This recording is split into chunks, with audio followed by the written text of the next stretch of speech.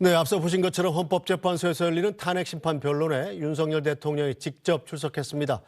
이 대통령이 직접 탄핵 심판에 출석한 건 헌정사상 처음 있는 일이죠. 김재원 국민의힘 최고위원, 또 복귀왕 더불어민주당 국회의원, SBS 정화성 논설위원, 그리고 SBS 신정원 기자와 함께 자세히 짚어보겠습니다. 현재 탄핵 심판 변론이 열리고 있는 헌재의 현재 모습입니다. 헌재는 심리가 시작되면 그 내용을 생중계로 공개하진 않는데 심리가 시작되기 직전의 장면들은 아마 공개를 하고 있는 것 같습니다. 저희가 생중계가 가능한 한도까지 계속해서 헌재의 상황을 생중계로 보면서 대담 진행해 보도록 하겠습니다. 네, 자 먼저 김재원 전 최고. 일단 현직 대통령 헌재 심판대에 직접 오르는 건 사상 처음 있는 일인데 공수처의 조사에는 계속 거부 의사를 표명하고 강제 구인 절차에도 응하지 않지 않았습니까? 어제도 강제 구인 실패하고 나서 갑자기 내일 있는 헌재 변론에는 출석하겠다. 변호인들이 전달을 한 건데 이 갑작스러운 자세 변환 뭐 때문인가요? 근데 갑작스러운 자세 변환이 아니고요. 사실 윤석열 대통령이 그동안에 공수처에는 수사 권한이 없다는 입장이 분명히 확고하게 정립되어서 계속 그렇게 진행을 해온 것이고요. 법원의 영장심사에는 출석을 했습니다. 그리고 그 점에 대해서 따로 대통령이 다른 지금 현재 헌법재판소 재판정 내부 모습이고요. 윤석열 대통령이 지금 입장해서 이 착석을 했습니다. 네, 지금 이게 좀 지연된 화면인데 윤 대통령은 1시 59분쯤에 검은 정장 차림으로 출석을 했습니다. 잠시 모습이 보였고요. 그리고 재판관들도 차례로 들어와서 이제 착석을 하고 있는 모습 볼 수가 있습니다.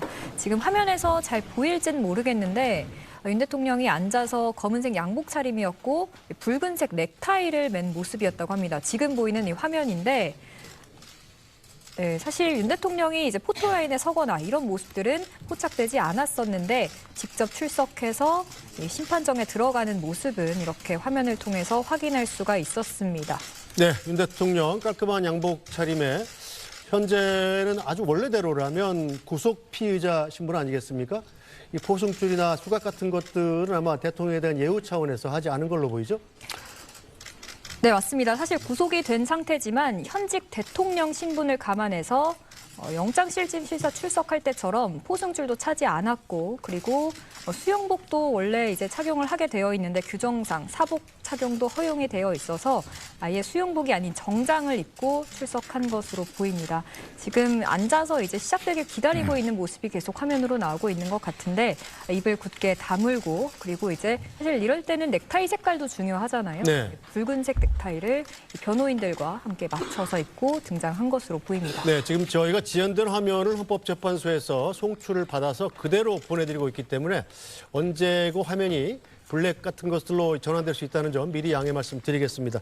윤 대통령이 이 양복을 입고 이제 언제 출석한다는 얘기는 이제 그 전부터 나왔는데 다만 그 예전에 전직 대통령들이 구속된 상태에서 재판을 받을 당시에죠.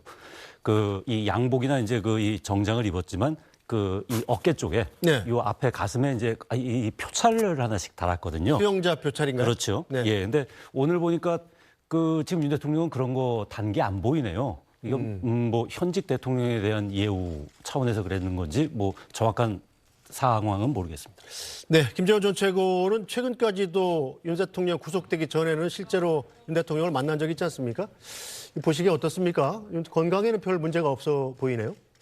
기본적으로 건강에는 큰 문제는 없어 보이는데요. 그러나 지금 정상적인 판단과 정상적인 생각으로 평소와 같은 그런 상태로 지금 임하기는 조금 어려울 거라고 보여집니다. 아무래도 잠을 제대로 자지 못한다거나 여러 가지 이 상황이 되지 않겠습니까? 또 주위에서 보좌를 받는다든가 이런 현실적인 방법에서는 상당히 문제가 있을 테니까 스스로 좀 혼란 상태일 것이라는 전문 우리가 이해를 할 수가 있죠. 근데 앞에서도 조금 말씀드렸지만 공수처의 수사에 대해서는 수사권을 부정하지만 법원의 이 재판 절차에 대해서는 설사 서부지방법원에서 영장을 발부한 그 사안에 대해서도 영장 실질심사에는 직접 참석을 했거든요. 네. 서부지방법원이 관할권이 없다고 주장을 했지만 그러나 법원의 재판권에 대해서는 존중하는 입장이었습니다. 마찬가지로 헌법재판소의 헌법재판에 대해서는 계속 출석을 할 수만 있으면 출석을 하겠다는 입장이기 때문에 네. 지금까지 다른 대응을 하고 있다고는 보여지지 않습니다. 네, 자 복귀양 의원님은 어떻게 생각하십니까? 야당에서도 윤석열 대통령이 헌재 변론기일에 직접 출석할 것을 예상을 했던 일인가요? 아마 누구도 예상하지 못했을 것 같습니다.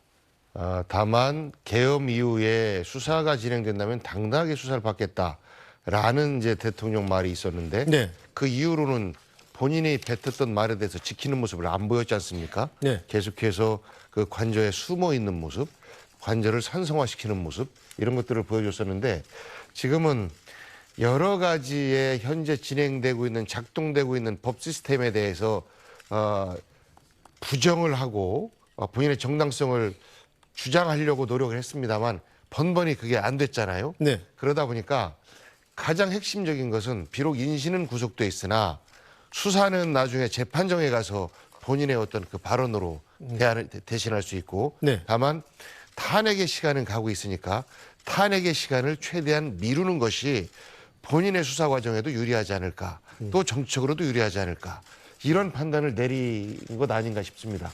그렇기 때문에 직접 헌재 재판정에 출석해서 말이 긴 분이잖아요. 네. 굉장히. 그래서 그 굉장히 길게 재판을 끌고 가려고 하는 이런 의도가 숨겨져 있는 것 아닌가 싶습니다. 네, 자 신정원 기자가 현재 지금 화면은 약간 지연돼서 들어오는 화면이고, 네네. 자 지금 헌재에서 이미 변론이 시작된 거죠? 네, 맞습니다. 오후 2시에 이제 3차 변론기일이 시작이 됐는데 이게 뭐 어떤 내용이 오고 가는지는 사실 방송을 통해서 확인할 수는 없습니다. 지연된 화면이 지금 녹화되어서 지금 송출되고 있다라고 생각하시면 될 것 같고요. 피청구인 자리에 붉은색 넥타이를 대리인단과 함께 자리한 모습을 지금 계속 보여드리고 있는데 이런 얘기를 했다라고 합니다. 이제 시작을 하면서 네.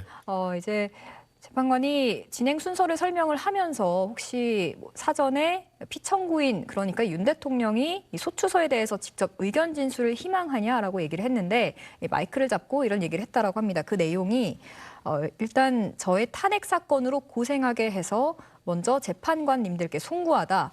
그리고 공직 생활을 하면서 자유민주주의 신념 하나를 확고히 갖고 살았다. 헌법재판소도 이런 헌법 수호를 위해서 존재하는 기관인 만큼 재판관님들께서 여러모로 잘 살펴주시기를 부탁한다.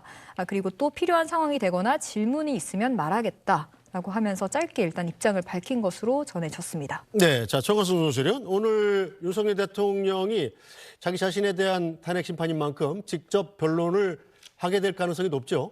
그렇죠. 뭐 지금까지 윤 대통령이 그러니까 계엄 해제 이후에 그 발표한 메시지가 12일 날 대국민 메시지가 뭐 있었고 그다음에 그 이 관저에서 이제 체포 그러니까 소환에 불응하면서 그 변호인을 통해서 이제 메시지가 한번 나온 적이 있었고 체포되기 직전에 영상 메시지를 남기고 그다음에 옥중에서 메시지를 남겼죠. 그 이 속에서 쭉 하니 이 한결같은 주장은 뭐냐면 이 계엄 선포는 통치행위였다. 네. 그래서 사법적인 판단의 대상이 아니다라는 부분을 분명히 얘기할 것 같고요. 그 외에 지금 현재 내란죄가 성립이 되는지 안 되는지에 대한 그 핵심적인 부분이 그 이 국회의원을 체포하라는 명령 여부 그리고 그다음 포고령 그다음에 국무회의의 어떤 절차적 정당성 이런 부분이 있지 않습니까? 네. 그런 부분에서 포고령은 이미 이제 그 이 김영현 전 국방장관이 잘못 뺏긴 것 같다라고 이제 얘기를 한 적이 있고, 네. 그다음에 그 최상목 경제부총리에게 주었던 그 쪽지 비상 입법 기구에 예산을 마련하라는 부분은 기억이 가물가물하다는 식으로 이제 얘기를 했거든요. 그래서 이런 부분을 아마 오늘 계속 아마 주장을 할 것이라고 보고요. 네. 그다음에 이걸 함으로써 지금 현재 그 윤 대통령이 일관되게 지금 견지하고 있는 입장이 선 탄핵 심판 후 형사 재판 아닙니까? 네. 그래서 이런 부분에서 탄핵 심판을 계속 그 여기에 집중을 하면서 공수처 수사를 그러니까 그 거부할 수 있는 그런 부분에 대한 명분을 축적하고 또 강제 구인에도 대응할 수 있는 그런 명분을 축적하는 것 같고요. 그다음에 이 이후에 변론기일이 쭉 잡혀 있는데 이제 여러 증인들이 나오지 않습니까? 네. 그 비상계엄에 이제 관여했던 이 관여했던 이 여러 이제 증인들이 나오는데 가장 먼저 나와서 일종의 글쎄요, 뭐 그 전체적인 그 줄거리는 이거다. 네. 하는 부분을 대통령이 먼저 쭉 하니 이 잡아나가는 윤곽을 잡는 그런 역할을 하는 그런 이 출석이 아닐까 싶습니다. 네, 이 시각 현재 헌재의 탄핵 심판 변론이 진행되고 있습니다. 자, 헌재에서 제공한 영상에 음성은 들어있지 않기 때문에 음성은 공개되는 대로 전해드리도록 하고요. 윤석열 대통령 측의 입장을 알 수 있는 이 변호인단의 이야기부터 들어보겠습니다. 지난 토요일 구속영장 실질심사 때처럼 윤 대통령의 탄 차량이 지하주차장으로 바로 들어갔고요. 윤곽근 변호사가 기자들의 질문에 짧게 답했습니다. 들어보겠습니다. 재판부가 나와서 본인의 입장을 말씀하시겠죠. 어떤 점 위주로 소명하실 건가요, 오늘? 그건 대통령께서 나와서 말씀하실 겁니다. 오늘 여기 서시나요? 네? 대통령 여기 서세요? 여기 서시냐고요? 그걸 안 서시는 걸로 알고 있는데 정확한 건 모르겠습니다. 비상입법기구 만약에 계엄 성공에서 설치됐다면 여기 계신 변호사님들 거기서 활동하셨을 거라는 생각도 좀 드는데 어떻게 생각하세요? 비상입법기구가 뭐죠? 비상입법기구 모르시나요? 그게 뭔데요? 네. 김용원 장관이 본인이 썼다고 하던데요. 비상입법기구라는 건 없습니다. 어제 공수처 강제 구인돼서 한 말씀. 네, 끝나고 말씀드릴게요. 오늘 출석하는 이후에는 지지자 결집 의도가 깔려 있는 거 아니냐는 얘기도 나오는데. 그 정치적인 질문에 답변하지 않겠습니다. 오늘 변호인이 몇 명 나오실까요? 책임감 느끼십니까? 서부지법 소송 관련해서 책임을 느끼십니까? 그거 무슨 이상한 말씀 하지 마세요. 이거 저 헌법재판 관련해서 왔으니까 이따 끝나고 말씀드리겠습니다. 네. 출석은 대통령님 의지인지 아니면 설득이 좀 있으셨는지요? 네? 출석은 대통령님 의지인지 아니면 대통령 의지입니다. 네. 먼저 제의를 하셨어요? 네, 자, 김재원 전 최고 일단 윤곽근 변호인의 얘기 중에 이 직접 출석하는 이유가 지지자 결집 의도가 깔려 있는 것 아니냐, 뭐 이렇게 기자가 물어보니까 정치적인 질문에 답하지 않겠다 이렇게 얘기를 했습니다. 일단 지난 서부지법 난입 사태를 좀 염두에 두고 의식한 듯한 바로 답변이죠. 그런데 대통령이 지금 헌법재판소 출석해서 네. 자신을 변론하겠다고 이야기한 것은 어제 오늘의 이야기가 아니거든요. 이미 이 체포되기 전부터 네. 재판에는 충분히 응하겠다고 했었어요. 그리고 그런 그 기본 입장을 지켜나가는 것인데 거기에 다만 서부지방법원에 아주 그 불상사가 있었고 그것은 사실 그 법질서를 정면으로 도전하는 행위인데 그 점에 대해서 윤석열 대통령이 예측을 하거나 또는 그 사태의 발생에 대해서 지금 뭐 어떤 그 해명을 하거나 지금 그럴 입장이 아니라고 봅니다. 지금은 헌법재판소에 먼저 출석해서 이 탄핵 사건에 대해서 자신의 입장을 설명하는 것이 가장 중요한 일이고 그것 때문에 출석한 것이지 무슨 지지자를 규합한다든가 또는 서부지방법원에 있었던 그 불법 행위에 대해서 설명을 한다든가 그런 이유는 있지 않다고 봅니다. 네, 자, 복귀영 의원님. 일단 현재까지 나온 윤석열 대통령 측의 입장은 윤곽근 변호사의 말이 사실상 전부인데 어떻게 받아들이셨습니까? 윤곽근 변호사도 정치를 했던 분 아닙니까? 출마를 통해서 이제 낙선도 하고 했던 분인데, 윤석열 대통령의 의중을 100% 반영하고 있지는 못한 것 같아요. 저 말씀을 통해서. 근데, 서부지법 사태나 이런 것들을 얘기할 때 그걸 이상한 말로 받아치는 것, 그게 과연 윤석열 대통령에게 도움이 될까요? 아까 우리 김재원 최고님 말씀하신 것처럼 서부지법의 불법 폭동에 준하는 그런 행위에 대해서는 명백하게 잘못된 겁니다라고 선을 그어줘야 됩니다. 그리고 윤석열 대통령도 그거는 우리 자유민주주의 근간을 훼손하는 길입니다라고 지적을 해주셔야 돼요. 그럴 때 대한민국이 이 시스템 내에서 탄핵도 자연스럽게 이제 진행이 될 수가 있는데 지금 그런 부분에 대한 말씀이 없고 그분들을 오히려 애국 시민이다 이제 이렇게 그 높여 칭하고 하다 보니까 계속해서 실제 대한민국은 지금 내전 상태로 들어가고 있는 것 아니냐라는 걱정들을 좀 하고 있는데요.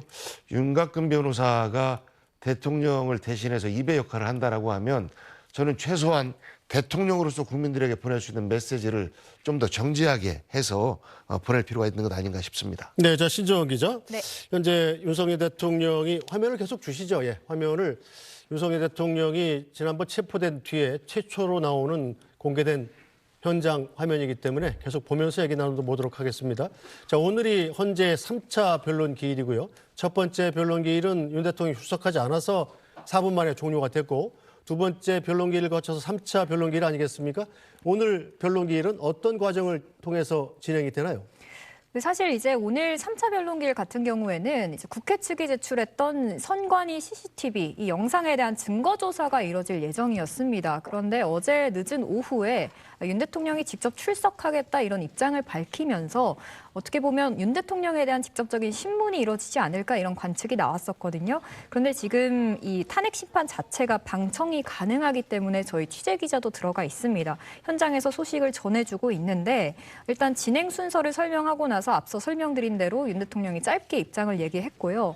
대부분의 어떤 발언은 윤 대통령 측 대리인이 진행하고 있는 것으로 보입니다. 그러면서 이제 마이크를 잡고 얘기를 하는데 대리인이 얘기하는 동안 윤 대통령이 뭐 어떤 점에서는 모르겠지만 팔을 치고 그리고 윤 대통령 대리인이 목소리가 작아지는 그런 장면들도 현장에서 포착이 됐다라고 하는데 네. 이건 좀 더 자세한 내용이 파악되면 저희가 좀 더 전해드릴 수 있을 것 같고요. 어쨌든 윤 대통령에 대한 직접 신문이 좀 더 줄을 이룰 것으로 예상이 되고요. 지금 계엄을 선포한 이유와 해제 과정, 그 전후 상황에 대해서 계속해서 상세히 설명한 바가 있기 때문에 아마 헌재에서도 오늘 이런 취지의 주장을 할 것으로 보입니다. 네, 자 김재원 전 최고. 일단 윤 대통령의 입장은 여러 차례 사전 녹화된 영상 그리고 변호인의 입장 표명을 통해서 전달한 바가 있습니다. 오늘은 윤 대통령이 직접 헌재에 출석한 만큼 또 어떤 논리를 내세울까가 좀 상당히 좀 기대가 된다고 하는 게 아니라 좀 궁금한데요. 자, 일단 윤 대통령의 옥중 입장문 그제 나온 메시지는 이 사법 절차에서 최선을 다해서 비상계엄 선포의 목적과 정당성을 밝힐 것이다. 즉 자신의 비상계엄 선포가 정당했고 대통령의 헌법상 권리이지 내란이 아니다. 이런 논리 아니겠습니까? 이외에 또 윤 대통령이 추가로 주장할 수 있는 건 뭐가 있을까요? 저는 기본적으로 지금까지 그 여러 가지 방법으로 이제 비상계엄을 선포한 이유 그리고 그 전후 사정 그것을 좀 더 점점 구체적이고 상세하게 외부로 알리고 있었거든요. 네. 특히 최근에 그 직접 수기로 그 체포되기 직전에 작성된 수기로 작성된 메시지는 5장짜리 예, 굉장히 그 긴 내용이 예. 굉장히 좀 구체적이고 상세한 내용이었고요. 저는 그 문건 자체가 아마 가장 기본이 되지 않을까 생각합니다. 그리고 그 이상의 주장은 아마 이제 헌법재판에 임하면서 그동안에 제기되었던 여러 가지 쟁점이 있다면 그것을 보완하는 내용이 되지 않을까 생각을 합니다. 기본적으로는 비상계엄을 선포한 것이 오히려 자유민주주의를 수호하기 위한 것이었고 헌법 체계를 무너뜨리기 위한 것이 아니었다라는 그런 입장을 굉장히 강조할 거라고 생각을 합니다. 네, 자 복경 의원님 일단 현재 속보로 전해지고 있는 것은 윤 대통령 측이 이 계엄 포고령의 집행 의사와 실행 계획이 없었다고 주장했다고 합니다. 자 계엄 포고령 1호 특히 가장 문제가 되는 게 1호죠. 국회 등 정치 활동을 일체 금한다는 게 계엄 포고령 1호였는데 이게 바로 내란죄의 핵심을 구성하는 요소죠. 그렇습니다. 근데 장난 삼아서 했나요? 그리고 정말 그 말씀처럼 놀래켜 주려고 했나요? 놀래켜 주려고 했으면 이런 포고령도 없었어야지요. 그러니까 사실 못 믿을 이야기를 하고 있는 겁니다. 계엄 그 자체가 통치행위다. 맞아요. 할 수 있죠.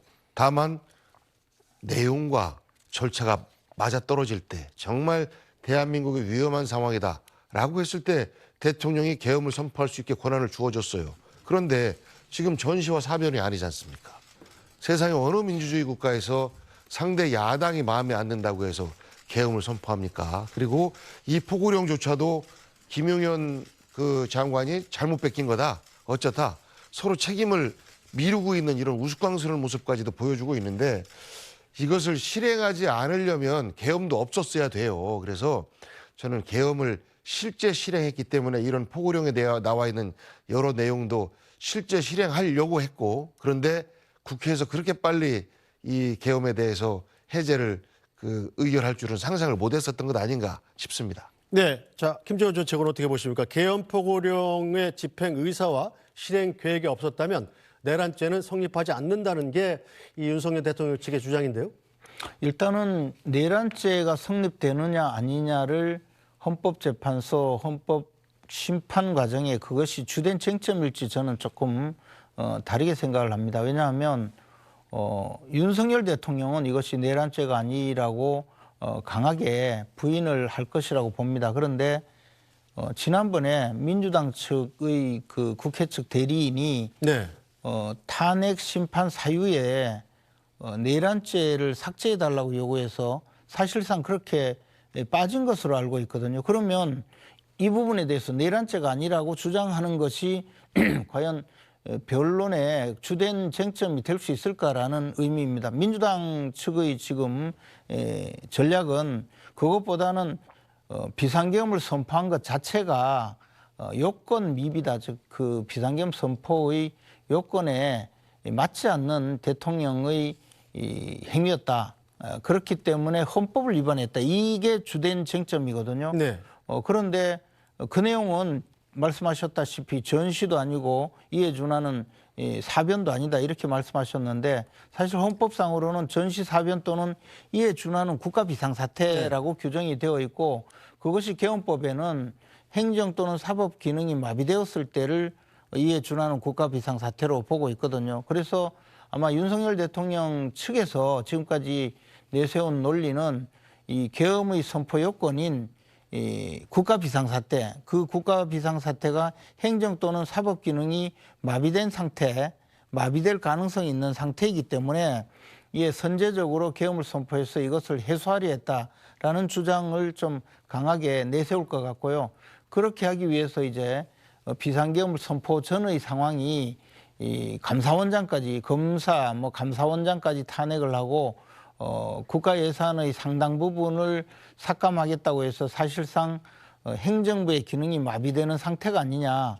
그런 그리고 또 검찰 기능을 계속적으로 이른바 줄탄핵을 해가면서 마비시킨 것 아니냐라는 지점에서 좀 더 강조해서 아마 계엄 선포 요건을 설명할 것으로 보여지고요. 네. 그에 대해서 이제 말씀하신 대로 계엄을 설사 계엄 선포를 했다 하더라도 이것을 실행할 만한 준비나 의사가 없었기 때문에 서둘러서 계엄은 2시간 정도 이후에 해제된 것이기 때문에 실질적인 계엄 선포를 통해서 국가에 위해를 가한 것이 없다라고 해명할 것이라고 보여집니다. 네, 자 신정원 기자, 지금 헌법재판소가 실시간 영상은 공개하지 않고 있습니다만 재판정에 들어가 있는 기자들을 통해서 현재 상황이 속속 전달이 되고 있죠? 네, 맞습니다. 지금 저희가 얘기 나눴던 계엄 포고령 집행 의사나 실행 계획이 없었다. 이 내용을 사실 조금 더 구체적인 맥락을 같이 설명드리면 좋을 것 같은데요. 어쨌든 지금 윤 대통령 측이 적극적으로 이번 탄핵 심판 변론길에서 비상계엄 선포의 정당성을 피력하고 있는 것으로 보입니다. 저희가 다만 말씀드릴 게 음성이 아닌 글을 인용하는 것이기 때문에 맥락이나 소위 뉘앙스에 대해서는 조금 다소 차이가 있을 수 있다. 일단 말씀을 드리고요. 이 내용이 어떻게 나왔냐면 포고령은 계엄 현실을 위해서 이제 집행 의사가 없었고 집행할 수도 없었던 것이다라고 강조를 하면서 포고령을 구체적으로 집행할 의사가 없었다라는 점을 재차 강조를 했습니다. 그러면서 구체적인 집행 계획을 세우진 않는 상태에서 굳이 말씀드리면 포고령은 조항에 따라 국회에 불법적인 행동을 금지하고자 한 것이지 실제적으로 국회 해산을 명하거나 입법 활동을 정상적인 행동을 금지하고자 한 것은 아니다. 이렇게 강조를 했는데 그러면서 이 얘기를 덧붙였습니다. 실제로 국회는 비상계엄 해제를 결의했고 피청구인 그러니까 윤 대통령도 이를 받아들였다라는 점을 이제 적극적으로 피력하고 있는 것으로 보입니다. 네, 자 현재 변론길 내용이 전해지고 있는데 자 복귀왕 의원께서는 어떻게 받아들이십니까? 다 거짓말이죠. 2차, 3차 계엄까지도 준비하고 있었다라는 정황들이 속속들이 나오고 있고 함께 계엄을 실행했던 그 군인들에 의해서 끌어내라. 총을 쏴서라도 끌어내라. 라는 지시를 받았다라고 증언하고 있는데 본인이 지금 그것을 부정하고 있는 것 아니겠습니까? 정말 대통령답지 못한, 예를 들어서 내란의 우두머리다라고 하면 우두머리답지 못한 본인만 살기 위해서 빠져나가기에 몰두하고 있는 것 아닌가 싶어요. 적어도 우두머리는 저렇게 안 하거든요. 조그만 집단의 우두머리도 내가 책임이 있다, 내가 했다라고 하지, 실제 함께했던 그 종사자들이 이러저러한 지원을 하는데도 불구하고 그것이 나는 아니다라고 지금 빠져나가려고 하는 모습에서 과연 그 윤석열 대통령의 지금의 주장이 우리 국민들에게 먹힐까? 저는 절대 그렇지 않을 것이라고 보고, 지금 이제 여러 가지 국면의 계엄 이후에 조금 바뀌었습니다. 바뀌었는데 그렇다고 해서 윤석열 대통령의 계엄이 정당하냐? 아닙니다. 그 부분에 대해서는 여야 보수 진보를 막론하고, 아니 지금 때가 어느 때인데 계엄이야 라고 질책하고 깜짝 놀라는 것이 일반적인 국민들의 모습이에요. 지금 이제 이것이 대통령 선거 국면으로 넘어가면서 여론 지형의 변화가 있다. 그래서 여기에 편승해서 본인의 계엄 자체를 정당화하려고 하는 이런 기도는 저는 헌법재판소에 의해서 분명히 차단될 수밖에 없다라고 봅니다. 네.